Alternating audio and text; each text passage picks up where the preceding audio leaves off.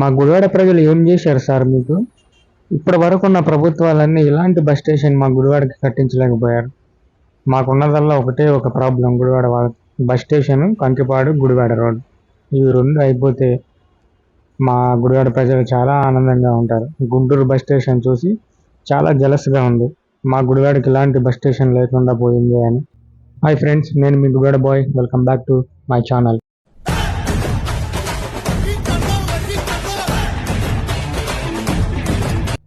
ఈరోజు నేను గుంటూరు అయితే వెళ్తున్నాను. నేను ఇప్పుడు మొన్నటి వరకు నడిపినా కదా చిన్న రిగ్గు. ఆ చిన్న రిగ్గుకి కొన్ని సామాన్లు అయితే కొనడానికి అయితే నేను గుంటూరుకి అయితే వెళ్తున్నాను అనమాట. ఇప్పుడు ఇంటి దగ్గర నుండి బయలుదేరాను ఆల్రెడీ. కాకపోతే ఈ బస్సులో కూర్చున్న వీడియో అయితే షూట్ చేశాను అనమాట. ఇంటి దగ్గర నుండి బయలుదేరింది ఇప్పుడైతే చూపిస్తాను. మీరైతే వీడియో పూర్తిగా చూడండి. నచ్చితే లైక్ చేయండి, అలానే సబ్స్క్రైబ్ చేసుకోండి. నేను ఇంటి దగ్గర నుండి బయలుదేరిన తర్వాత మాకైతే ఇట్లా చెరువులు ఉంటాయి, రెండు పెద్ద పెద్ద చెరువులు ఉంటాయి ఊరికి మధ్యలో. ఆ చెరువులను చూసి ఆనందించండి. అట్లానే లాస్ట్ ఇయర్ వచ్చిన ఫ్లడ్స్కి మా పొలాలన్నీ బాగా, మా ఊరు రైతులందరూ బాగా ఇబ్బంది పడ్డారు. ఇప్పుడైతే వరి పంట ఏం లేదు. మామూలుగా అయితే 35, 36, 37 బస్తాలు అవ్వాలి ఎకరానికి. ఇప్పుడైతే అవ్వడం లేదు. 20 బస్తాల కంటే ఎక్కువ అవడం లేదు వడ్లు వచ్చేసి. అట్లానే మినువులు అయితే ఇక సరే ఒకరికొకరు పోటీ పడి మట్టికి మందులు అయితే కొడుతున్నారు.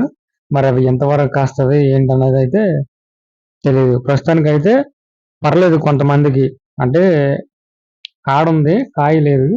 మరి అందరూ ముందు కాయాలని చెప్పేసి ముందు అయితే కొడుతున్నారు చాలా మటుకి. అవి కాయకపోయినా ఈ మందులకి డబ్బులు అవుతాయి. అట్లానే వాళ్ళకి నష్టం భరాయించాల్సిందే కాయలు కాయకపోతే. అట్లానే మాకు కొత్తగా రోడ్డు అయితే వేస్తున్నారు అనమాట. ఇది వెంట్రపాడు వెళ్ళే రోడ్డు. ఈ వెంట్రపాడు వెళ్ళే రోడ్డు స్టార్ట్ చేశారు కొత్తగా రోడ్డు వేయటము. ఇంతకు ముందు బాగుండేది కాదు. ఈ రోడ్డు డైరెక్ట్ జొన్నపాడు వెళ్ళిపోతుంది అనమాట. వెంట్రపాడ జొన్నపాడు రోడ్డు ఇది. ఈ రోడ్డు అయితే స్టార్ట్ చేశారు వేయటం కూడా. ఎట్లా అంటే బాగున్న చోట వేయట్లేదు, బాగాలేని చోట ఇట్లా ఎక్స్కవేటర్ పెట్టేసి తవ్వేసి గ్రావెల్ పోసి లైన్ చేస్తున్నారు. మరి తారు ఎప్పుడు వేస్తారో తెలియదు. ఇదే వెంట్రపాడ. ఇక్కడ నుండి మనం బస్ ఎక్కి ఇప్పుడు విజయవాడ అయితే వెళ్తున్నాం అనమాట. అంటే నేను గుడివాడ వెళ్ళలేదు బస్ ఎక్కడానికి, వెంట్రపాడ వచ్చేసాను షార్ట్ కట్లో. ఇక్కడ వరకు విజయవాడ వర్క్కి వెళ్ళేటప్పుడు ఇక్కడే బస్ ఎక్కేవాడిని, ఇక్కడే దిగేవాడిని. ఇదే వెంట్రపాడ బస్ స్టేషన్. బస్ ఎక్కేసాను.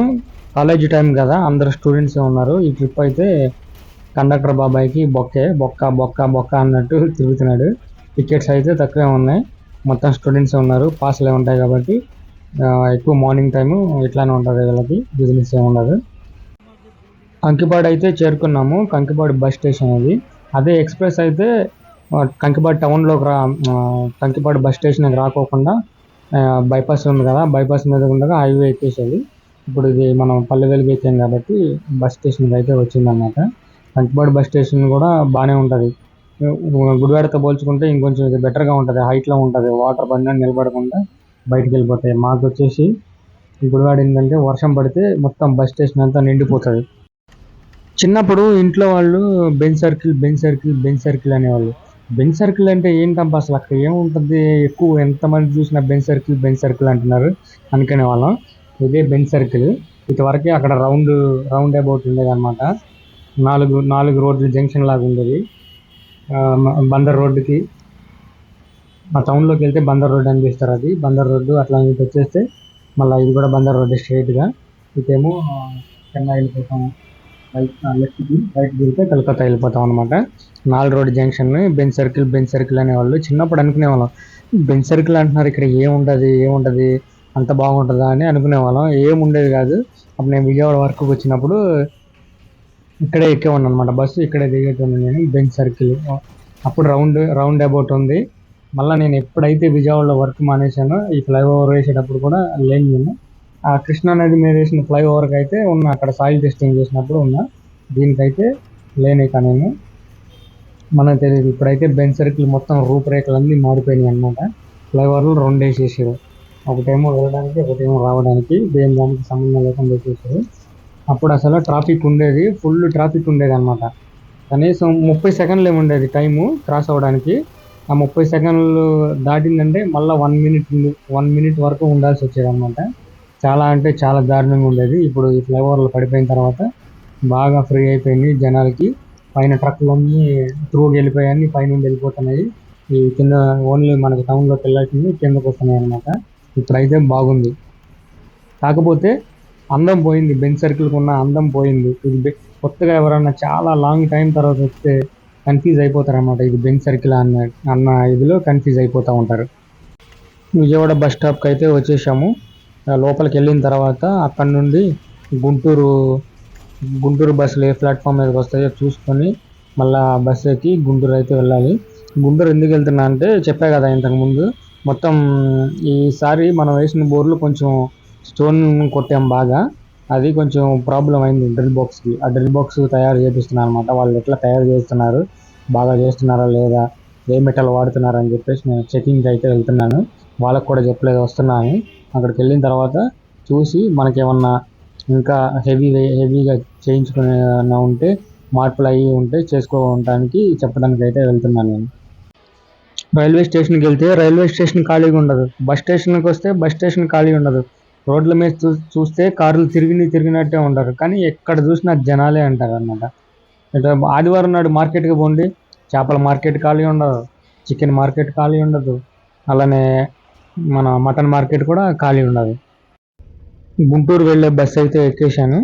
ఈ బస్సుకి వచ్చేసి 100 రూపాయలు తీసుకున్నాడు విజయవాడ నుండి గుంటూరుకి, ఏసీ బస్ అంట. ఇంతకుముందు ఈ బస్సు ఇది ఆటోనగర్ డిపోది. ఇంతకుముందు ఈ బస్సు విజయవాడ నుండి భీమవరం వెళ్ళేదన్నమాట, మెట్రో ఎక్స్ప్రెస్ అనేటోళ్ళు. ఇప్పుడు ఆ బస్సుని తీసేశారు. 2014, 15, 16, 17 ఆ టైంలో బాగా నడిచింది ఇది ఏసీ బస్సు. 150 రూపీస్ అక్కడికి భీమవరానికి, గుడివాడకి 75 రూపీస్ అప్పుడు ఆ టైంలో. ఇప్పుడు గుంటూరు 30 కిలోమీటర్లు విజయవాడ నుండి, 35 ఏమో వస్తుంది అనుకుంటా. మరి ఇంకా 35కి తక్కువే ఉంటుంది అనుకుంటా. 100 రూపాయలు ఛార్జ్ చేస్తున్నాడు ఇప్పుడైతే. అప్పుడు భీమవరంకి 150, విజయవాడ నుండి భీమవరంకి. గుడివాడకేమో విజయవాడ నుండి గుడివాడకేమో 75 రూపీస్ అప్పుడులో. ఇప్పుడు మామూలు సూపర్ లగ్జరీకి 70 రూపీస్, ఎక్స్ప్రెస్కి 50, సూపర్ లగ్జరీకి 90 రూపీస్. ఇప్పుడేమో ఓన్లీ అల్ట్రా డీలక్స్, సూపర్ లగ్జరీలు తిరుగుతున్నాయి విజయవాడ భీమవరం. ఇలాంటి బస్సులు తీసేసాడు, ఏసీ బస్సులు. మరి ఎందుకనో తెలియదు. ఇప్పుడు అప్పుడైతే మనం అక్కడ ఉన్నాం కాబట్టి డైలీ చూసేవాళ్ళం. ఇప్పుడు ఇక్కడ ఉండలేదు కదా, మరి ఎప్పుడు తీసేసారో తెలియదు. ఈ metro express red, orange colour, yellow కలర్లో ఉంటుంది కదా బస్సు, ఆ బస్సు అనమాట ఇది. భీమవరం విజయవాడ తిరిగేది. ఇప్పుడైతే తిరుగుతలేదు, ఓన్లీ నార్మల్గా తిరుగుతున్నాయి. ఎక్స్ప్రెస్, సూపర్ లగ్జరీ, అల్ట్రా డీలక్స్లు తిరుగుతున్నాయి భీమవరం విజయవాడ. మామూలుగా గుడివాడకి వచ్చేసి ఎక్స్ప్రెస్లు, డీలక్స్, అల్ట్రా డీలక్స్ అవి అయితే తిరుగుతున్నాయి అన్నమాట. బస్సు చాలా వరకు అయితే ఖాళీగానే ఉంది, సీట్లు ఏమంత ఫుల్ ఏం అవలా, చాలా వరకు ఖాళీగానే ఉన్నాయి. మా ఉండే ఒక 20 మంది ఉంటారేమో, అంతకు మించి ఎక్కువ ఉండరు. ఎందుకన్నా కానీ మరి తెలియదు. అంటే 100 రూపాయలు పెట్టారు కదా గుంటూరుకి, 30 కిలోమీటర్ల లోపే ఉంటుంది. 100 రూపాయలు పెట్టారని చెప్పేసి మరి ఎక్కలేదేమో, లేదంటే ప్యాసింజర్కి వెళ్దామని ఎత్తున్నారేమో అర్థం కాలేదు. జనాలు అయితే తక్కువగా అన్నారు. ఇప్పుడైతే మనం ఇది వచ్చేసి ఆంధ్రప్రదేశ్ తెలుసు కదండి, గవర్నమెంట్ సింబల్ ఆంధ్రప్రదేశ్. ఇది ఇక్కడ బాగుంటుంది చూడడానికి. పైనుండి చూస్తే ఇంకా బాగుంటుంది కింద నుండి కన్నా, ఫ్లైఓవర్ ఎక్కి. అప్పుడు 2014లో ఫ్లైఓవర్ల కింద అట్లానే మన గవర్నమెంట్ ఇవి ఉంటాయి కదా గోడలు, వీటి మీద ఇట్లాంటి బొమ్మలు వేసారు అప్పుడులోనే. 2014లో, 15లో ఇట్లా మనం విజయవాడలో వర్క్ చేసినప్పుడు అప్పుడు బాగా తిరిగాను అనమాట. విజయవాడ మొత్తం తిరిగేసి ఉన్నాం కదా. అప్పుడు ఎక్కడ చూసినా ఇట్లా ఫ్లైఓవర్ ఆ పిల్లర్లకు ఉన్నాయి చూడండి బొమ్మలు, అట్లాంటి బొమ్మలే ఉండేవి. మళ్ళీ ఇప్పుడు ఇక్కడ కూడా ఈ కొత్త ఫ్లైఓవర్ కూడా వేసేసారు. బాగున్నాయి, ఇట్లా చూడడానికి బాగుంటుంది. అట్లనే ఈ ఫ్లైఓవర్ కింద ఎక్కడో పార్క్ ఒకటి ఉంటుంది, పార్క్ కట్టారని అన్నారు, మరి అది ఎక్కడో తెలియదు. అది కూడా ఒకసారి చూడాలి, ఖాళీగా ఉన్నప్పుడు వచ్చి తిరిగి చూడాలి. ఇప్పుడైతే మనం కృష్ణా నదికి దగ్గరలో ఉన్నాం. ఇప్పుడు ఫ్లైఓవర్ మీద ఉంటాం అనమాట. వచ్చేసినాం అదే కృష్ణా నదిలోకి ఎంటర్ అయితే అయిపోయినాము. ఇప్పుడు వాటర్ ఏమి లేవు నదిలో, మొత్తం డ్రై అయిపోయింది. అప్పుడు ఫ్లడ్స్ వచ్చినప్పుడు ఆ పిల్లర్లు ఉన్నాయి కదా కింద, మొత్తం పైదాకా వచ్చేసినాయి అని అన్నారు. టీవీలో కూడా చూపించారు, చూశాను నేను అప్పుడు. ఇప్పుడైతే వాటర్ ఏం లేకుండా మొత్తం డ్రై అయిపోయినాయి. బాగుంటుంది. ఇంకా రైల్వే బ్రిడ్జ్ ఇంకా బాగుంటుంది. అప్పుడు మేము రైల్వే వర్క్ చేసినప్పుడు కూడా ఆ బ్రిడ్జి మీద అటు వెళ్ళేవాళ్ళం. అటు వెళ్ళినప్పుడు ఈ బ్రిడ్జి మీదకి ఎప్పుడు వెళ్తామా అని అప్పుడు అనుకునే వాళ్ళం ట్రైన్లో వెళ్ళినప్పుడు. ఇప్పుడు మళ్ళీ ఇటు ఇటు వచ్చాం కదా, అటు వెళ్తే బాగుండు అనిపిస్తుంది. ఇంకొంచెం దగ్గరికి వెళ్ళిన తర్వాత భవానీ ద్వీపం ఉంటుంది అక్కడ. కనకదుర్గమ్మ గుడికి ఎదురుగా భవానీ ద్వీపం అని ఉంటుంది. అది ఇంకా బాగుంటుంది లోపలికి వెళ్తే. 2014లో దాంట్లో నేను బోర్లు వేసాం. అప్పుడు మేము ఎన్ని 3 బోర్లు వరకు వేసాం అనమాట. మొత్తం ఇసుకే వచ్చింది. ఒక బోర్ అయితే మొత్తం మట్టి వచ్చింది, ఇసుక రాలేదు. మళ్ళీ మిగిలిన బోర్లన్నీ ఇవి వచ్చినాయి, ఇసుకే వచ్చినాయి. ఆ మట్టి వచ్చింది వదిలేసాం, దాన్ని కేసింగ్ దించలేదు. ఆ మిగిలిన 3 బోర్లకి అయితే కేసింగ్ వేసాం అనమాట. అప్పుడు ఏం చేశారంటే ఆ భవానీ ద్వీపము ఇట్లానే వాటర్ వచ్చేసి కొట్టుకుపోకుండా ఉండడానికి ఐరన్ ప్లేట్లు మన దీంతోనే ఎక్స్కవేటర్తోని వైబ్రేషన్ చేసుకుంటా కిందకి ఐరన్ ప్లేట్లు గుచ్చారనమాట చుట్టూ మొత్తం, ఆ భవానీ ద్వీపం కొట్టుకుపోకుండా. నేను వెళ్తాను ఖచ్చితంగా, అక్కడికి వెళ్ళినప్పుడు అయితే ఒక వీడియో చేసి మీ అందరికి చూపిస్తాను. ఇక్కడ మాత్రం ఒక్క పాయి మాత్రం వాటర్ అయితే ఉంది, మిగిలినంతా ఎండిపోయింది. అటు కృష్ణా నది కృష్ణమ్మని చూసి దండం అయితే పెట్టుకోండి. చాలా మంది ఇట్లా వెళ్తా ఉండగా చిల్లర ఉంటే చిల్లర అయితే లోపలికి వదిలేస్తూ ఉంటారు. అట్లానే ఇంకొంతమంది కింద అయస్కాంతం పెట్టుకుని రెడీగా ఉంటారు అన్నమాట. ఇప్పుడు ఆ చిల్లరని దేవుకొని ఇసుకలో నుండి పట్టుకుని అట్లా సంపాదించుకుంటూ ఉంటారు అనమాట. వాళ్ళు కూడా కింద రెడీగానే ఉంటారు. అటు కనకదుర్గమ్మ గుడి మీదకి వెళ్ళి చూస్తే ఇంకా బాగుంటది చూడడానికి. వెళ్తుంది కదా బస్సు, సేమ్ అదే బస్సు ఇప్పుడు మనం ఎక్కింది. ఇప్పుడైతే మద్రాస్ కాలువ అనమాట ఇది. ఈ ఫ్లైఓవర్ కనబడుతుంది కదా, ఇది మద్రాస్ కాలువ. ఈ కాలువ ఎక్కడికి వెళ్తుంది అంటే డైరెక్ట్ మద్రాస్ వెళ్ళిపోతుంది. మద్రాస్ కాలువ అంటారు దీన్ని. మద్రాస్ వాళ్ళకి తాగునీరుకి ఇప్పుడు పూర్వకాలం ఈ నీళ్లు తాగేవాళ్ళంట. అక్కడ మొత్తం సాల్ట్ వాటర్ ఉందని చెప్పేసి వాటర్ తాగడానికి మంచిగా లేదని ఈ నీళ్ళు అయితే తాగేవాళ్ళంట. మద్రాస్కి వాటర్ అని చెప్పేసి మనోళ్ళు అయితే పిలిచేవాళ్ళు. విజయవాడ నుండి మద్రాస్ వరకు ఈ కాలువ అయితే ఉంటుంది. అట్లానే మధ్యలో ఉన్న పాడి పంటలను కూడా ఈ కాలువ ద్వారానే పంటలు అయితే పండించుకుంటూ ఉంటారు. సాల్ట్ వాటర్ కదా మద్రాస్ మొత్తం, ఈ పంటలకు ఉపయోగపడదని చెప్పేసి ఈ నీళ్ళే వాడేవాళ్ళు, ఈ నీళ్ళే తాగేటోళ్ళు అంట మద్రాస్ వాళ్ళు. గుంటూరు బస్ స్టేషన్కి అయితే వచ్చేసాను. ఇప్పుడు మనం లోపలికి వెళ్ళిపోయి మనకు అలా ఫోన్ చేస్తే వాళ్ళు వచ్చి మనల్ని ఇక్కడ పిక్ చేసుకుంటారు. వాళ్ళు రోడ్డు మీద వద్దు, లోపలే ఉండిపో బస్ స్టేషన్లో, మేము వచ్చి నేను పిక్ చేసుకుంటాం అన్నారు. రావడానికి అనుకుంటా, మరి వెళ్ళడానికి ఎదురుందేమో బస్ ఎంట్రన్స్, అదేమో ఎగ్జిట్ గేటు, ఎంట్రన్స్ మరి ఎదురుందనుకుంటా. చూడాలి మనం లోపలికి ఇది అనుకుంటా. ఇక్కడ ఉంది కదా, మరి వెళ్తారు ఇక్కడ. ఇంకోటి ఏమన్నా ఉందేమో మరి మనకైతే తెలియదు. ఫస్ట్ టైం వస్తున్నాం కదా బస్ స్టేషన్లోకి. ఇంతకుముందు అంటే మా ఫ్రెండ్ ఉండేవాడు, ఇద్దరం కలిసి బైక్ మీద వచ్చేసేవాళ్ళం, డైరెక్ట్ వాళ్ళ దగ్గరికి వెళ్ళిపోయాం. ఇప్పుడేమో వాళ్ళకి ఫోన్ చేస్తే బస్ స్టేషన్లో ఉండు, నేను మనిషిని పంపిస్తాను, వాళ్ళు వచ్చి నేను ఎక్కించుకొస్తారని చెప్పేసి వాళ్ళు చెప్పారు. మనం అయితే ఇక ఈ బస్సునే ఫాలో అయిపోతాం. లోపలికి వెళ్ళిపోయినాక బస్ స్టేషన్లో కూర్చుని వాళ్ళకి ఫోన్ చేస్తా, పక్కనేనమ్మా ఒక 5 నిమిషాల్లో వచ్చి నేను ఎక్కించుకెళ్తా అని చెప్పేసి అన్నాడు. లోపల కూర్చున్న తర్వాత ఫోన్ చేస్తాం. ఇప్పుడైతే ఎన్టీ రామారావు సర్కిల్ దగ్గరకు అయితే వచ్చేసినాము.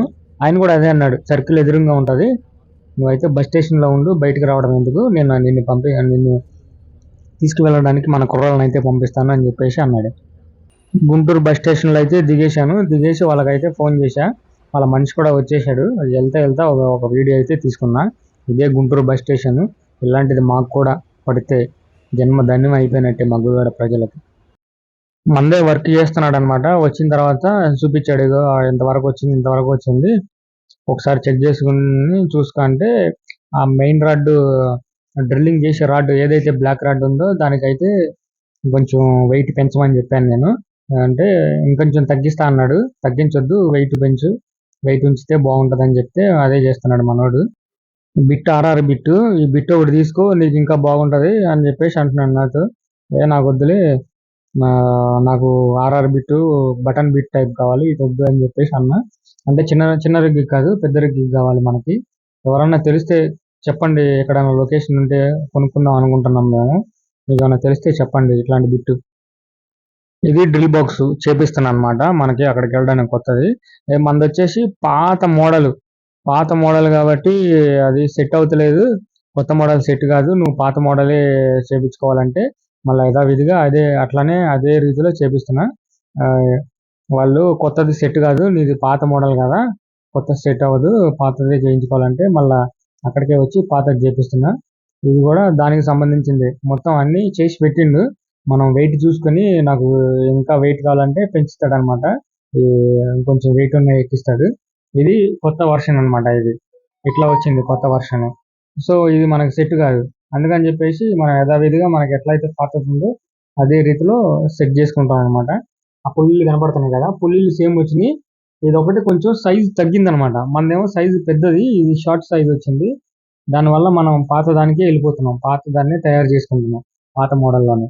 లేదంటే ఇది బాగుండేది. ఇప్పుడు చూడడానికి బాగుంది. షార్ట్ డిస్టెన్స్ వచ్చేసరికి ఏమవుతుందంటే కొంచెం వెయిట్ తగ్గిద్ది. వెయిట్ తగ్గడం వల్ల అంటే బండి డ్రిల్ బాక్స్ మీద వెయిట్ తగ్గిద్ది మనం కటింగ్ చేసేటప్పుడు. లాంగ్ ఉండడం వల్ల ఏమవుతుందంటే బేరింగ్లు తొందరగా కొట్టేస్తాయి. ఈ షార్ట్ డిస్టెన్స్లో బేరింగ్లు కొట్టేవి. ఇది ఒకటి బాగుంది. కాకపోతే మనకు సెట్ అవ్వదని పాతదే తీసుకుంటున్నాం. అది ఇక్కడ నుండి చూస్తే కనబడుతుంది కదా, మన డ్రిల్ బాక్స్ అక్కడ పెట్టేసి ఉంది. అదే మన డ్రిల్ బాక్స్.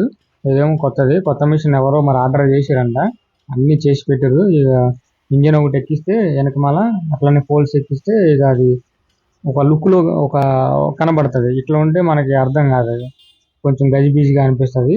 ఏదన్నా ఫుల్ సెట్ పెడితే బాగుంటుంది. నేనైతే వచ్చిన పని అయితే అయిపోయింది. ఇక ఇంటికైతే బయలుదేరిపోయాను. మళ్ళీ గుంటూరు నుండి గుడివాడ వెళ్ళిపోతా.